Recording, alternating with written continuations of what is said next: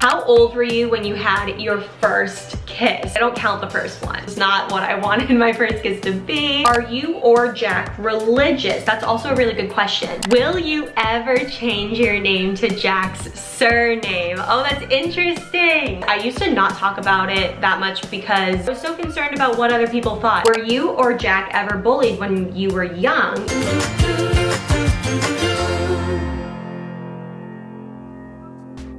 And hello everybody, it is Dingle here and welcome back to my channel. I hope you all are doing super duper well, and today guys, we're doing a Q&A. A couple of you have requested that we do a Q&A, and I thought that was like so flattering because I was like, wow, you guys like want to ask me questions? That's so sweet. I think we've only done a Q&A like once before, and it had to do with like juicy couple questions. So the fact that you guys wanted to like ask general questions, like thank you. But I asked you guys to ask me questions on the community tab on YouTube or our Discord. I feel like I do not plug our Discord at all because it's usually like a live streamer type of thing, and we do live stream on Twitch, and so we like made that for that community. But guys, it's for like everyone. If you guys want to hang out with us, we post like general stuff. We have an advice section, we've got like a workout motivation section and a Sims section to talk about all things Sims, posting pictures of like your food, your dogs, your cats, whatever. The Discord is always linked down below, so if you have a Discord and you want to chat with us while we're not posting videos or live streaming, go ahead and join it. But anyway, the questions were either posted on there or on our community tab here on YouTube. So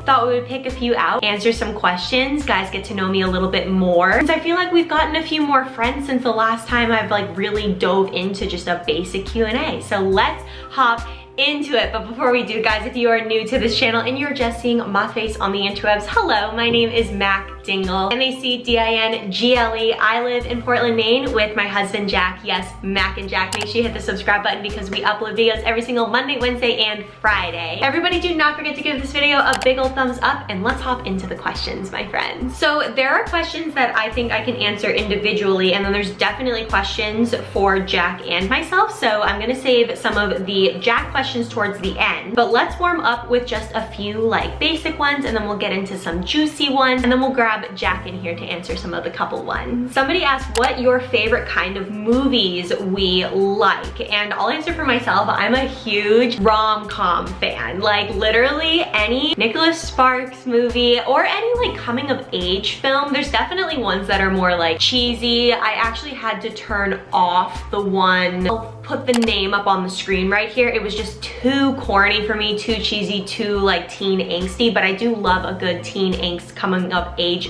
film and rom-coms, and then the occasional thriller, not horror, no paranormal situation, not my vibe at all. I cannot watch those movies at all, but thriller ones where someone like breaks into someone's house or someone's holding someone captive, or like it's, which is weird when you think about it, because those things, depending on who you ask, are like more likely to happen because they're like real life, like a burglar, like a human being coming into your home and things like that. But that doesn't freak me out as much as the ghosty, demony things out there, you know? How did you get Hippo and Miss Ali? If you guys are new, Hippo and Miss Ali are our cats. Hippo is the brown fluffy one, and Miss Ali is the more like white but like calico orangey one that we have. And we both got them on the side of the road.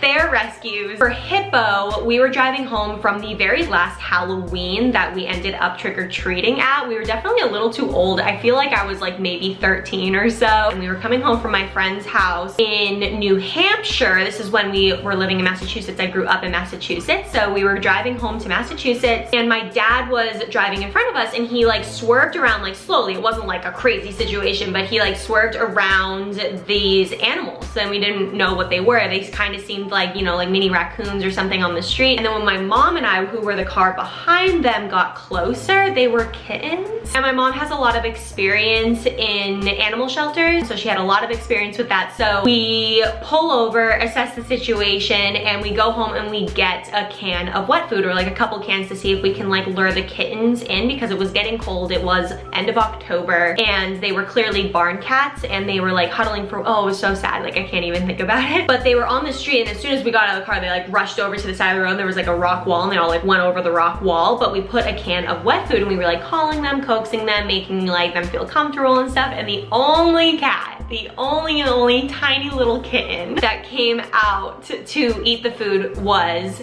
Hippo, and why we call her Hippo is because she was the only hungry hippo of the group. And then Hippo ended up, like when we moved out of college and then into our first apartment, we ended up taking in Hippo because she was kind of one of the last cats that was in my parents' house, and so we were gonna give her like a life full of pampering and only catness and all that stuff until Miss Ali came along. So Jack was on the lookout for a cat for me for Christmas, like another cat on top of Hippo. And that cat actually ended up coming a little earlier because my mom was up at a writers conference in upstate New York, and it was kind of on this like beautiful farm, and out in the distance they heard like a little mew, like those little like kitten meows, and out of the freaking woods came this tiny little adorable Miss Ali, and she like came out, and they called her Alice after Alice in Wonderland because she came out of the woods and she was so sociable. There was no way she was like a stray cat that had never had interacted with humans, which is sad to think that someone may have like dumped her or she ran away. I'm not really sure. She is really rambunctious and she does sneak out of the apartment sometimes. So now that I think about it, she definitely probably ran away. But my mom thought it was just way too perfect that Jack had just like contacted her the other day about wanting to keep an eye out for a kitten for me for Christmas, and then Miss Ali literally came trotting out of the woods and she brought her home, and that was Miss Ali. What's your favorite song right now? Oh my gosh, okay, it's between three, and they're all from Taylor Swift's new Folklore album. So it goes between The One, Betty, and Exile, obviously. I think out of all of those though, if I were to play one and just choose one right now to play, it would be Betty by Taylor Swift on the Folklore album. So good, it's just so good. Jack asks, when will you stop pranking me?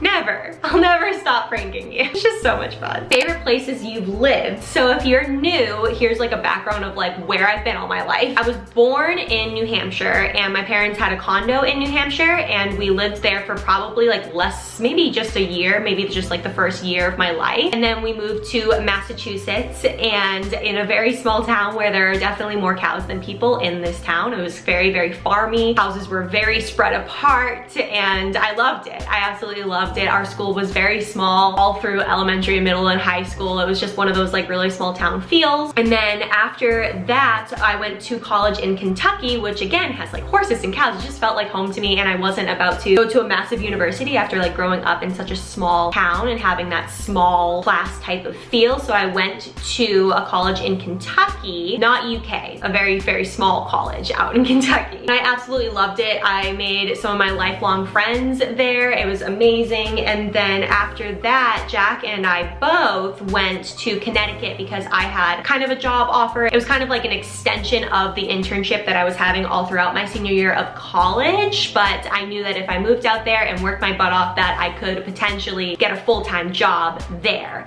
And the economy was really bad when I graduated in 2014 from college. A lot of people were having a lot of trouble finding jobs, and a lot of people weren't offering jobs. The economy was absolute.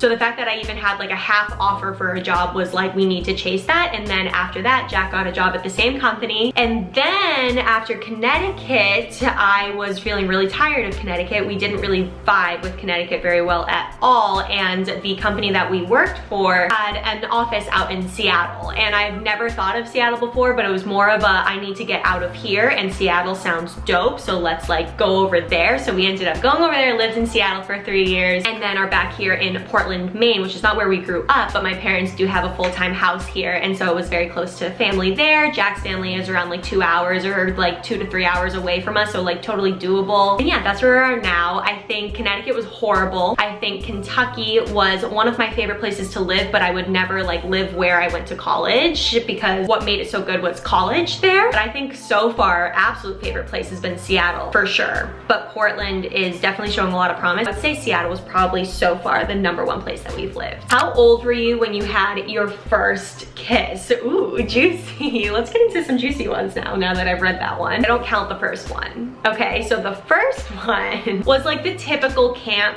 story. It was a 3-week camp. I was going into my junior year, I think, in high school. And there was a boy there, and he had asked me out on a date, which is super cute, actually. Very, very gentleman of him. And then I think later that night was a dance or something, or we were hanging out on the lawn, and we ended up smooching. But I honestly don't count it. I don't count it because it just was not good. I just don't want that to be my first kiss. It's not what I wanted my first kiss to be. The guy was very nice. It was just not the most magical fireworks spark thing. So I count Jack as my first kiss because that was fireworks and that was spark. It was after he asked me to be his official girlfriend though. I wasn't gonna kiss someone that wasn't my like official boyfriend. So that was my first kiss story. It was Jack, it was not the boy at camp. How did you and Jack meet? I have a whole video on Jack and I's story, which I will link down below, but long story short, we met in high school. We went to the same high school, and like I said, our high school is very small, and so kind of knew of everyone. But Jack and I really crossed paths in our senior year, first semester, high school statistics class, and that's where that starts, and I will let you go watch that video right after this one to know our full story. How did you get into social media work? And I think this is such a good question because it's actually a lot deeper than just like, oh, I just thought one day it'd be fun to start a YouTube channel. Honestly, the very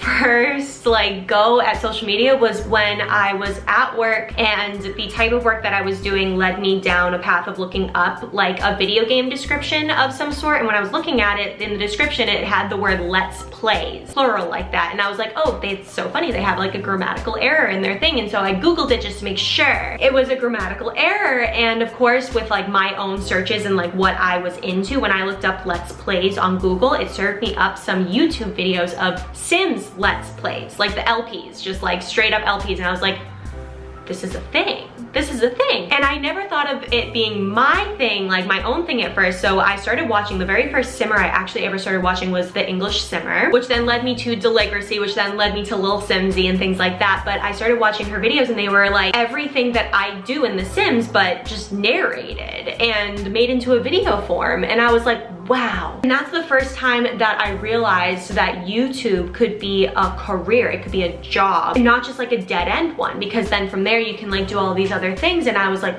what? And the thing is, at the time, and even like while I was doing my channel and stuff, I was in a really dark place mentally. It didn't come to like a full head until I think like 2019, honestly. And I saw YouTube as a potential way out of this dark place while doing something that I loved so much. I started doing YouTube thinking like, oh, I'm gonna do this, I'm going to grow my channel, and I'm going to have this be my job, like this is what I'm gonna do. And starting YouTube with that mentality was so wrong, but I don't regret it because I started YouTube and I ended up loving it along the way. But instead of starting it because I thought it would be something that I loved, I started it because yes, it's something that I knew I would like to do, and it was fun to make the videos, and I love Sims, so it just like kind of all got into one. But when I started YouTube, I did not think that it could turn into something where like I feel like part of something and I have this community around me where I feel like we're all friends. And like in Discord and the live streams and in the comments of the videos, I never thought that I could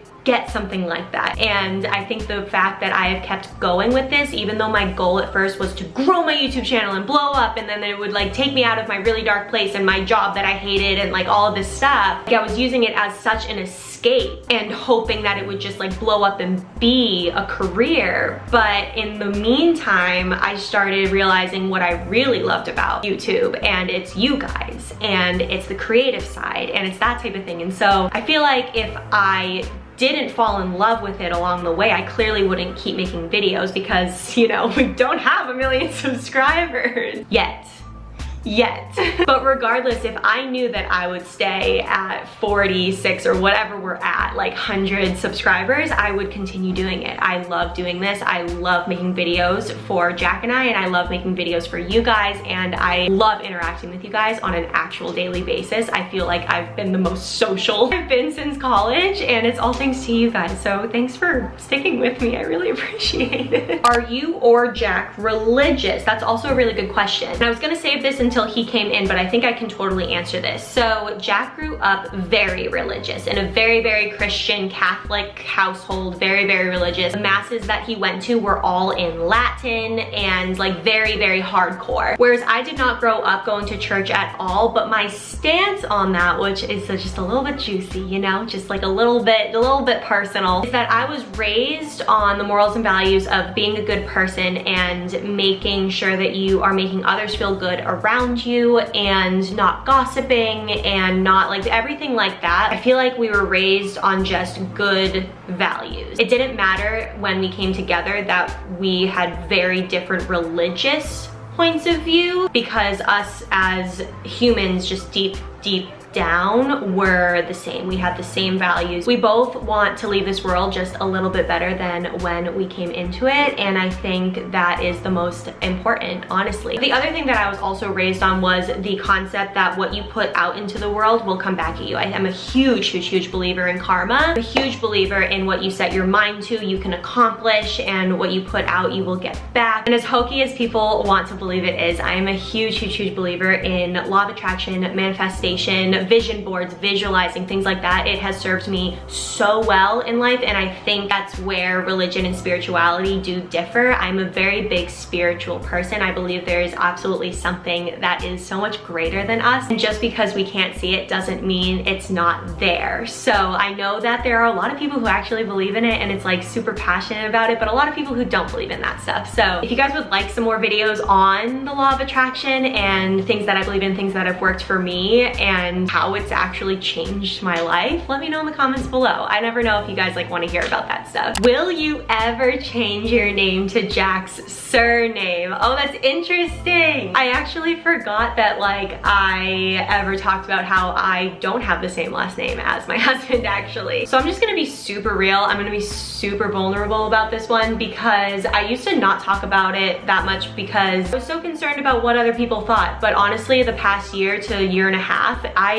have given up on caring about what people thought of me. If you care about what people think of you, it will just hold you back. This is such a side rant, but honestly, they're not living your life, you're living your life. So do whatever you think feels right, do whatever is best for you at the end of the day, because it's your life, it's not theirs, and they don't have to live it. So just do what you want to do. This was actually a big discussion when Jack and I were getting married, because Dingle is like the best last name ever. I'm sorry, yes, that might sound conceited, but it's the best last name ever. And the thought of me giving up Dingle was actually really sad. Like, I know that a lot of people go through that even if their name isn't as cool as Dingle, like FYI, just like no tea, no shade, you know? It's your identity, it's what you grew up with, it's what's tied you to your family, and those are the people who you've known your whole life, so I totally get that. But at the same time, I also just don't believe that traditions necessarily need to rule your life. I know it's a very traditional thing for the wife to take the husband's name, and I do love traditions in that way. It's very classic, I would say, very old school, very this, but at the same time, if it doesn't feel right for you, why do that? You know, like, why go along with something if it just doesn't feel right for you? And so when I went to ask Jack if he would be like down for taking Dingle, he was like, yeah, sure. Like, initially he was just like, yeah, whatever, like Dingle's a great last name, like, and he's already so part of our family anyway. It just made sense. But then after talking to a few people, which I very highly recommend you don't do if you are truly not seeking advice and you just feel what's right in your heart, don't ask other people about their opinions, because it's totally gonna sway you. But we did, we asked like a couple people, we were like, yeah, we were thinking, or we mentioned it at least, you know, we mentioned like, you know, oh, we're thinking of doing Dingle instead, and they totally swayed us. They had us thinking about how Jack's family would feel if we didn't take that name, if it would be insulting and things like that, and I completely understand that perspective on it. However, Jack comes from a family of 8 children, and so the name would live on.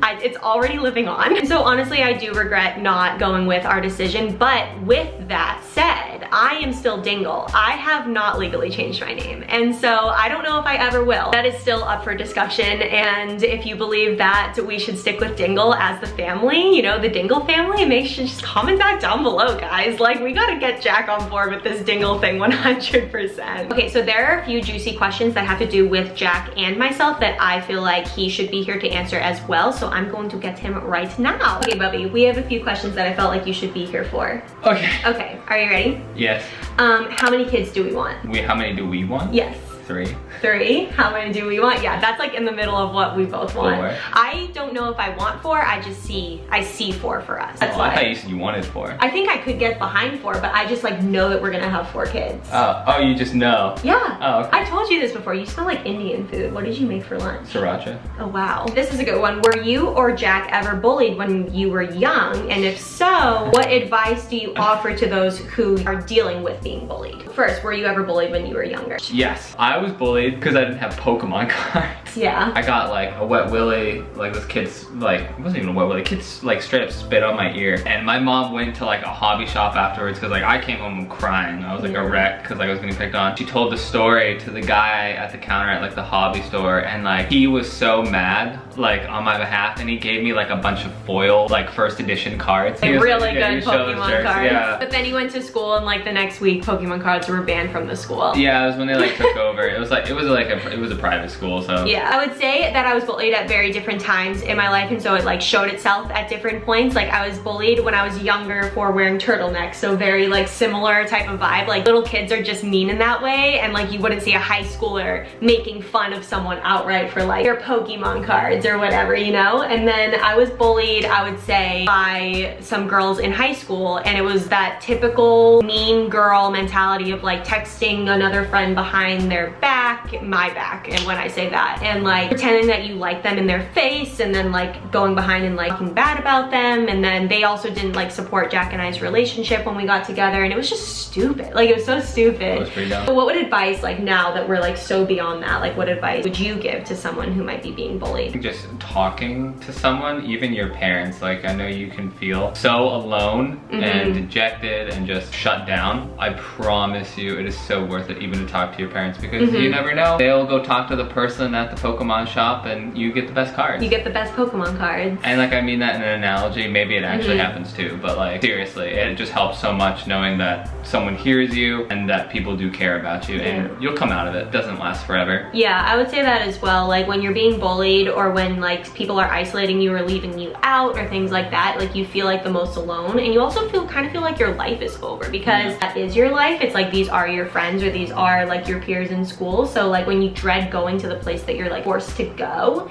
and like you see the bully on the playground, or you see the bully in the hallway at high school or something like that, it feels so alone. And so yeah, I think talking to someone and relying on your parents, just knowing that you can go home and like have someone who like knows what you're going through is really, really helpful. And then I completely agree with Jack. We're here to remind you that it's not going to last forever. When people say that that's like so high school or that's so middle school, like it's because it's left there. You know, like there might be little things, I guess, in college that aren't like technically like bullying, because no one, like when you grow up, no one does that. And if they do, they're stuck in high school or they're stuck in middle school. It's a very small mentality. It's such a small mentality. I would just add that like if you see someone else getting bullied, or you just see someone who seems kind of like alone or on the outside, go sit with them or just go talk to them. You know, you'll make a new friend, and then that person also, you know, is looking for that as well. So also just, if you're not the one getting bullied, but you might notice it, go talk to that person. Jack used to do that, like at high school. Like, I know, he just seems so perfect. Like, trust me, he is. He's adorable. I mean, it wasn't because they were getting bullied. I just needed to talk to them. I know, but like Jack would like see someone sitting alone at lunch, and then he would go over and talk to them, and then all of a sudden Jack had a new friend, and that person all of a sudden didn't feel alone or like an outcast in school. So I got a couple messages years later. Yeah. And like just how much like that meant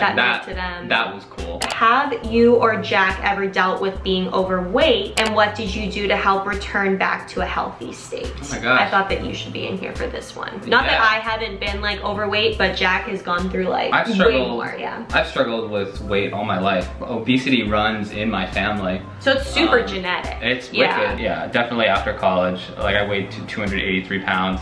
I was like 36 or 38% body fat. It was really, really high. I was pretty big. I'm still currently battling it, but the way that I deal with it is doing things that I enjoy, or activities that I enjoy and that make me feel good. When you feel good, you do good, you know, you are good. So anything from like running or bicycling, and it doesn't have to be like just go and like do this thing for 30 minutes or an hour, like, or until you hit this amount of calories burned or whatever. Just start off. A lot of instructions point people to, you have to follow this thing exactly, and you have to be rigid, and you do have to be disciplined at a point, but like when you're just starting off, if you're just getting into it, find something that you like, and then it won't feel like a chore, and then you'll keep on growing from there, and you'll be motivated to continue on whatever that is. So as someone who does not enjoy working out, I would say doing it for a certain amount of time, like I would say 2 weeks, and it forms like a habit. Like get through those first 2 weeks, and then all of a sudden you will have this habit and it feels wrong not doing it, but you also realize that it feels really, really good when you do it. The Chloe Ting challenge or these other fitness challenges that I did over quarantine really helped me to get back into doing some workouts at least 3 times a week, if not every day, because the challenge like makes you do them every day, you know? The days that I don't work out, I feel like such a blob, and then the days that I do work out, I feel really good and it's super motivating. So just stick through it, even though you really don't want to do it. Just like stick through it, and then it feels really good. Yeah. So guys, that is going to be it for this Q&A. Again, thank you so much for everyone who submitted questions and wondered our advice on certain things. If you guys want me to do like any other Q&As, or I was thinking of doing maybe like a whole advice Q&A after seeing some of your all's questions, if you guys want advice or like our perspective on certain things, make sure to comment that down below that you would like to see that, and I would love to do that for you guys. But anyway, if you are new and you've made it all the way to the end of the video and you haven't hit the subscribe button yet, make sure you do so down below. Again, we upload videos every single Monday, Wednesday, and Friday. Everybody, do not forget to give this video a big old thumbs up, and I will see you on Friday, everyone. I'll see you later. Bye.